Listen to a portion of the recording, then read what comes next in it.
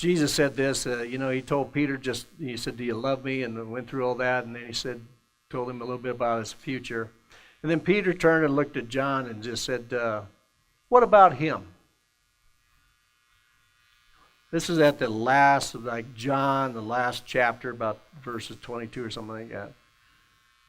And here's something that ought to be embedded in your heart too, is Jesus said, what is that to you?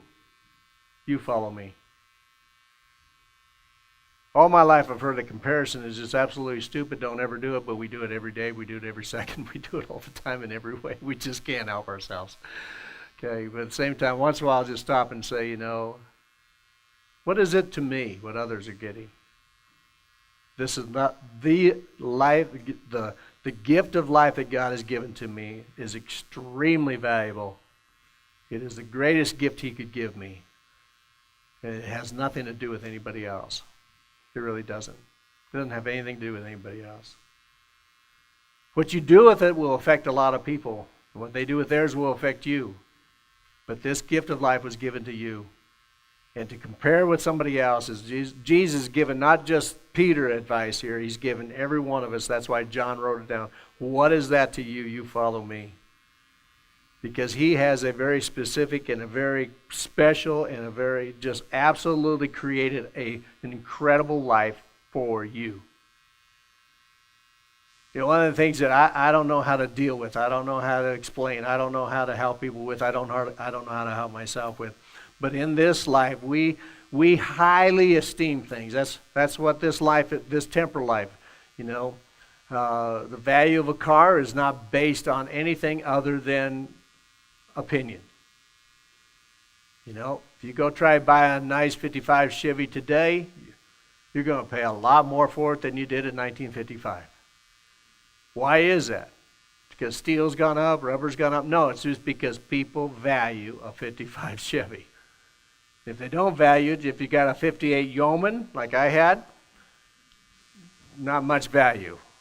Scrap metal probably. It just was ugly. But you got a Nomad, you got something else. And so it is with everything else that we're dealing with. The value of something is public opinion. Make sure that your opinion is valuing that which is eternal, that which really counts.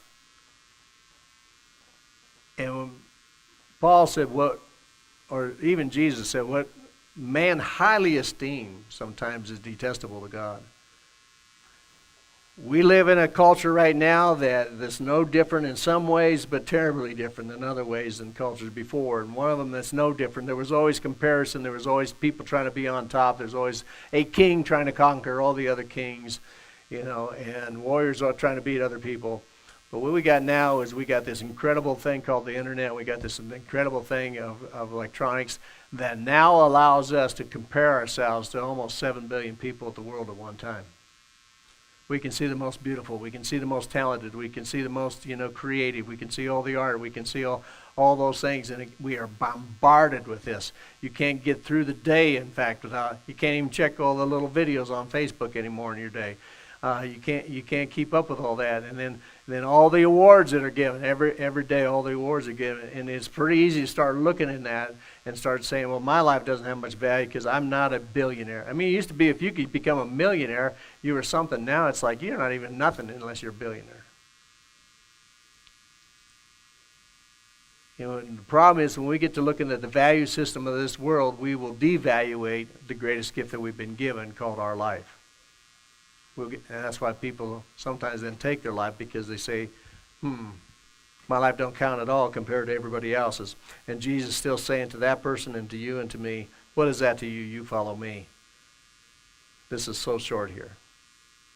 So keep your gratitude going out. Look back on the last 7 days of your life and say, how much gratitude have I expressed? How much have I encouraged myself about the gift, this incredible gift of life that's been given to me?